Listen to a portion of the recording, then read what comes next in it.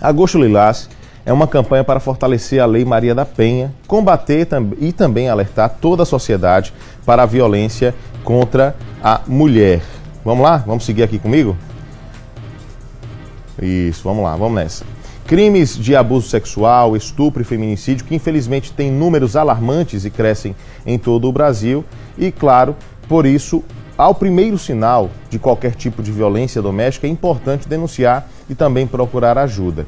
E para reforçar a campanha de conscientização, para o enfrentamento da violência contra a mulher, eu quero que você acompanhe primeiro essa reportagem. O Balanço Geral Amanhã abre espaço agora para que a gente possa falar do Agosto Lilás, essa campanha extremamente importante. Antes e primeiro, na verdade, acompanhe essa reportagem.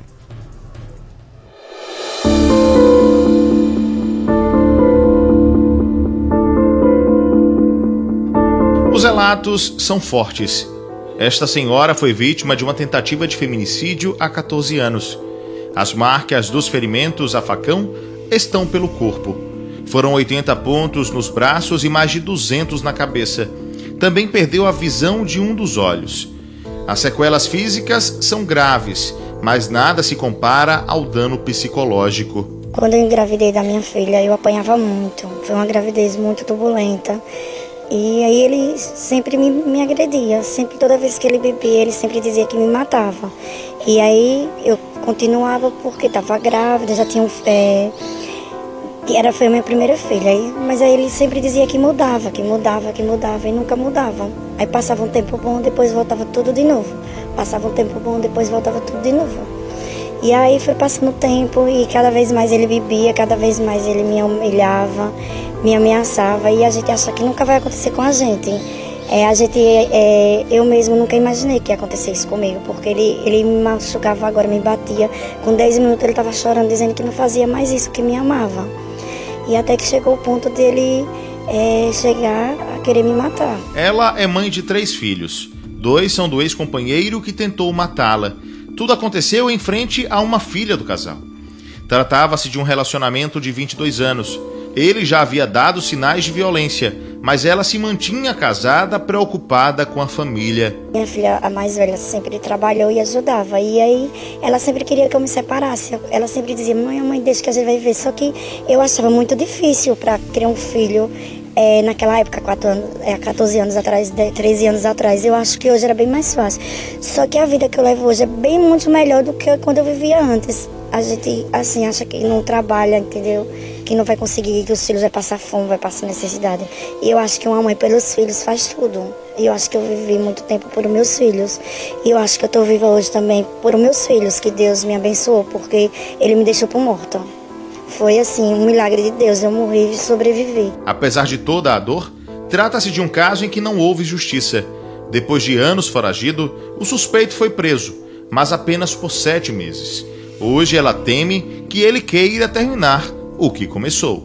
Ele tem um atestado de doido, porque na época ele teve um acidente. Eu mesmo que consegui esse atestado de doido para ele, ele ficou foragido quase 2 anos, 3 anos. Depois ele voltou para a cidade, ficou normal. E aí ele foi preso, aí depois teve várias audiências, eu fui para Estebeal, teve várias audiências e na pandemia ele foi preso. No início da pandemia, mas ele só ficou 7 meses preso e foi solto. E ele vive lá na cidade normal, como se nada tivesse acontecido. Ele passa, todos os lugares que eu tô, ele passa. Isso é ruim pra senhora? Pra mim é muito ruim. Às vezes eu nem enxergo ele. Quem enxerga é sempre quem tá do meu lado. Minha filha faz, ele passou por ali, as vizinhas, porque eu acho que eu não consigo, porque ver ele, entendeu? Sempre alguém tá vendo. Eu não acredito nessa Lei Maria da Penha, porque se fosse pela Lei Maria da Penha eu já estava morta, porque ele só vive na cidade, passando todos os lugares que eu moro, ele passa. Eu trabalhava, ele passava direto, todos os lugares ele passava. Me incomodava muito e me incomoda. O trabalho para se chegar a um modelo que realmente funcione ainda é árduo. Os traumas que se estabelecem para uma mulher vítima de violência se prolongam por toda a vida. Essa mulher, ela vai ter problemas desde autoestima a transtornos de ansiedade, transtornos do pânico, depressão. A mulher, ela como eu posso dizer que a maioria dos casos é de cônjuge e de homem para a mulher, um controle excessivo inicia como se disfarçado de cuidado. E logo mais começam as questões, você não vai usar roupa tal, As agressões começam de forma psicológica, diminuindo a mulher, tirando o pouco da vaidade que ela tem, e aí até chegar à agressão física.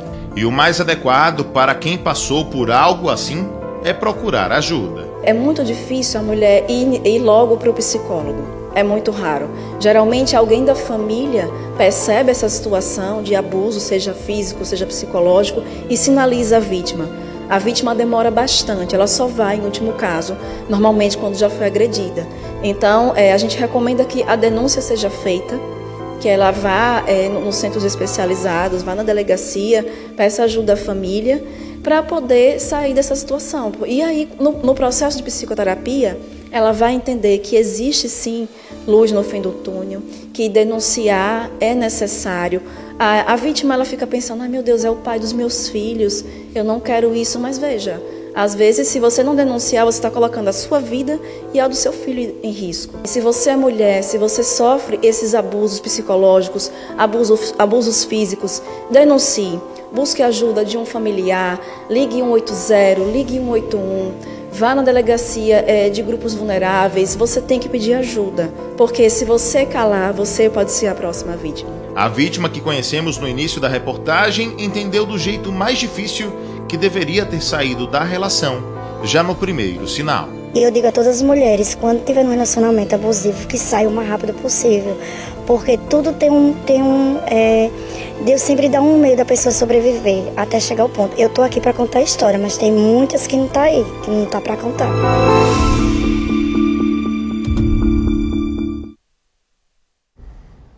Complicada a situação, né, gente? E olha, a gente continua falando sobre o Agosto Lilás, campanha de enfrentamento à violência doméstica e também familiar contra a mulher. A partir de agora, conversaremos com a presidente da Comissão de Defesa dos Direitos da Mulher da OAB Sergipe, a Flávia Elaine, para saber e falar também, para que ela possa falar sobre a importância dessa campanha. Doutora Flávia, quero muito agradecer a senhora por estar aqui nesse momento que é extremamente oportuno. Nós conversávamos aqui nos bastidores e a senhora me dizia que é um mês extremamente corrido.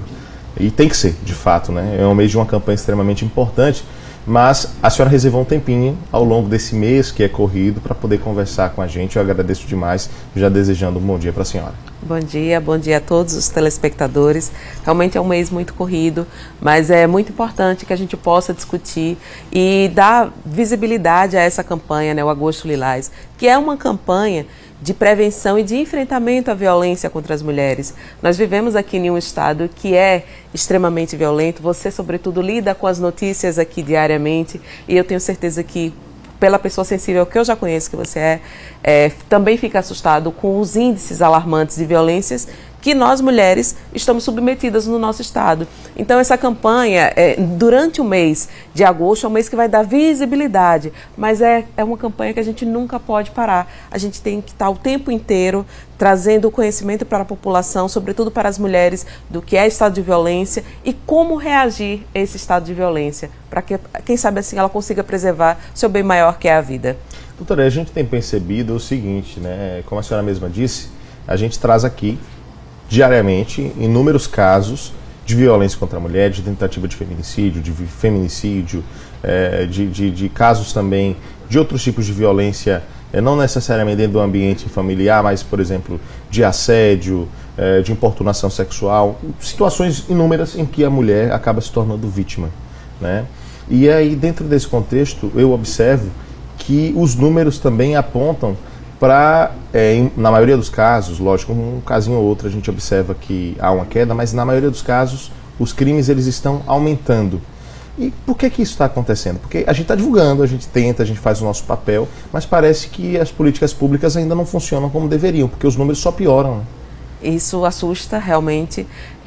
Todas essas legislações que são criadas com o intuito de preservar a vida dessas mulheres, preservar a dignidade humana dessas mulheres, elas ainda não estão tendo a eficácia que foi, desde o seu início, pensada para que aquilo fosse executado dessa forma. Mas olha, Lucas, um ponto positivo é que hoje esse índice alto de mulheres que denunciam, elas denunciam em virtude do próprio conhecimento. Hoje as mulheres sabem o que é uma violência, sabem o que é violência física, violência moral. Quando a gente vai perguntar a qualquer pessoa sobre a Lei Maria da Penha, é impressionante, mas hoje a Lei Maria da Penha é a lei mais conhecida no Brasil. Se você vai numa escola, adolescentes conhecem a legislação íntimo. Hoje não, hoje elas têm mais consciência de que elas são vítimas daquele fato e que elas precisam buscar apoio, socorro. Então é aquele lugar que ela vai ter que ir, registra sua ocorrência, solicita uma medida protetiva e a partir daí os outros encaminhamentos terão segmento. A Lei Maria da Penha, como a senhora disse, é a lei mais conhecida do Brasil. E de fato né? Pelo menos pelo nome é a lei que todo mundo lembra, né? É impressionante isso mesmo, como essa lei ela tem sido divulgada. Mas também, ao mesmo tempo, muita gente diz que a Lei Maria da Penha não funciona. Eu já ouvi isso, inclusive, de mulheres vítimas de casos de violência. Até que ponto a senhora acredita que a Lei Maria da Penha funciona ou não funciona? Bom, a eficácia dessa lei, ela é nítida. Claro que ela ainda não é 100%, mas já existe um avanço, sim, significativo, porque não adianta criarmos diversas legislações. A Lei Maria da Penha foi criada em 2006 e até hoje ela já passou por diversas modificações, alguns endurecimentos até dentro desse contexto de violência, mas se a gente não mudar o principal, que é o estado de cultura do nosso país, a gente não vai conseguir atingir lá na ponta, que é a violência. Então a gente precisa discutir primeiro a educação, conversar sobre machismo, mudar essa percepção, né, de masculinidade que nós temos na nossa sociedade, e aí sim a gente começa a perceber que esses impactos eles começam a atingir de forma positiva lá no final de toda essa linha, dessa cadeia. Mas a lei ela é importante, ela trouxe mudanças sim, e vem trazendo grandes mudanças, mas ela ainda não é perfeita. Perfeito. E dentro desse contexto, doutora, eu acho que é importante a gente trazer sempre o alerta para a mulher também aos sinais que ela deve ficar atenta, né? O que é que caracteriza uma relação como uma relação de risco? Isso eu falo da perspectiva daquela relação em que a violência é de fato física, por exemplo, né? Que é só um dos tipos, né? Violência física a gente trata como se fosse a pior, mas às vezes a psicológica é muito pior. Tem a patrimonial, enfim, são 5 tipos de violência, imagino que prevê a Lei Maria da Penha, a senhora pode até falar sobre isso se quiser. Mas quais são os sinais que a mulher ela deve ficar atenta, a quais sinais ela deve ficar atenta para perceber que aquela relação talvez não seja tão boa? Nós nos acostumamos a naturalizar os comportamentos violentos, achar que um excesso de ciúme é demonstração de amor e muitas vezes isso não é demonstração de amor, é demonstração de risco. Então a ameaça, sobretudo, eu vejo muitas mulheres que são vítimas de ameaça e acreditam que o seu parceiro não terão coragem de executar o que eles prometem. Só que em muitos casos isso acontece. Então a ameaça é um sinal de alerta. A gente não precisa esperar que uma violência física ocorra para que a gente busque auxílio, porque muitas vezes essa linha ela não é tênue, não precisa começar com um grito e depois um empurrão. A violência ela não vai aumentando sempre assim gradativamente. Às vezes de uma ameaça já pode partir para uma violência fatal. Então estar atenta o tempo inteiro. Ameaçou? É um sinal de risco. Quando há violência física, é um sinal de risco. Então, busque ajuda, busque uma orientação profissional, conversar com uma advogada, e aí sim você vai entender qual é o contexto que você vai estar vivendo. Um psicólogo também pode ajudar nesse processo. Fundamental. Eu entendo que a participação do psicólogo no acompanhamento dessa mulher é de extrema importância. Eu sempre recomendo que qualquer cliente minha, ela sempre busque o apoio profissional, porque não é fácil passar por todo esse procedimento. Denunciar não é fácil, embora seja necessário. Passar por todo o processo judicial também não é fácil. Então você precisa de uma rede forte de apoio para que você sim se encoraje o tempo inteiro. Porque quando você decide denunciar, você está forte naquele momento, mas depois você vai mudando de ideia, você vai se sentindo mais fragilizada. Então, quando você tem uma rede de apoio forte, um advogado, uma psicóloga, você consegue passar com mais tranquilidade por todo esse processo. A senhora fala sobre a importância de realizar a denúncia e existem dados também que demonstram, que provam para nós que as mulheres que denunciam e que conseguem, por exemplo, uma medida protetiva contra o cônjuge ou ex-cônjuge, elas em casos em que é solicitada a medida protetiva, há uma queda significativa no número de feminicídios ou de tentativa de feminicídios. O que mostra, doutora, que a medida protetiva é uma ferramenta importante também, né? É uma ferramenta importante e, olha, tem um dado que a gente precisa deixar claro, que a maioria das mulheres que são vítimas de feminicídio, elas sequer registram um boletim de ocorrência, sequer solicitam medida protetiva. Quando essas mulheres elas solicitam medidas protetivas, sobretudo aqui no nosso estado, a maioria dessas medidas, elas colocam ali dentro do seu rol a participação desses autores de violência nos grupos reflexivos. E esses grupos reflexivos, eles têm sim um resultado muito positivo. Então há um índice de reincidência baixíssimo. Então a gente não pode pensar só em legislações com o objetivo de punir, sem imaginar que a gente precisa de políticas públicas para restaurar essas pessoas, porque tanto o homem quanto a mulher, eles viverão outros relacionamentos. E se a gente não trata o homem e a mulher, essas violências elas vão continuar reverberando por aí. E dentro do ambiente da denúncia, acabou aquela história de que em briga de marido e mulher não se mete a colher. Eu, inclusive, cresci acompanhando isso. Obviamente que eu imagino que quando essa frase foi criada, né, era muito mais em relação àquela discussão familiar ali dentro de casa, né, uma sogra que se mete, que fica escolhendo um lado ou outro, coisa assim, dentro do ambiente mais do controle das relações que podem apresentar problemas saudáveis. Mas isso não pode ser levado à máxima instância de se acreditar que, por exemplo, ver um homem batendo em uma mulher ou a ofendendo de uma forma mais extravagante, vou usar essa expressão, mais exagerada, né, de uma forma inadequada, né, aliás, a ofensa sempre é inadequada, a ofendendo de um modo geral, que a pessoa vai ver isso e deve ficar calada. Pelo contrário, é dever do cidadão denunciar essa história e torná-la de alguma forma investigável, talvez. Olha, dentro do nosso contexto histórico e social, o homem durante muito tempo ele tinha era como se fosse um direito de bater na mulher, tanto que somente ontem o STF ele julgou que a tese de legítima defesa contra a honra, que antigamente os homens matavam as mulheres e justificavam que era em virtude da defesa da honra. E essa tese ela foi acolhida durante muito tempo e só ontem o STF, enfim, acabou com isso. Então é inadmissível mais que homens justifiquem feminicídios com a tese de legítima defesa contra a honra. Então veja como isso é cultural e veja como esse processo ele demorou tanto. Estamos em 2023 e o que parecia já não precisar mais discutir só foi decidido definitivamente agora.